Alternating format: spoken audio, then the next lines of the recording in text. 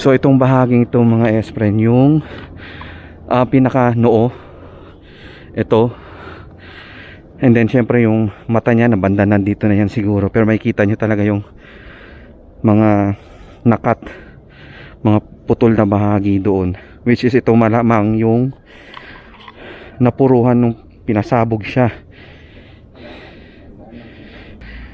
mga konkretong bahagi niya. Actually nakakatakot na rin talagang tumapak, hindi dahil sa mabigat ako kundi hindi natin alam kasi, di ba, mamaya marupok na rin siya, gawa nga nung wala nang sumusuporta, wala na yung, sira na yung pundasyon sa baba, and then ito nga yung mga natirang bahagi mula doon sa mga pinasabog niya.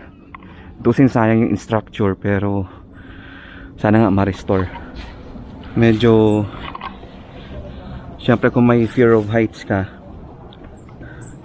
nakakatakot siya.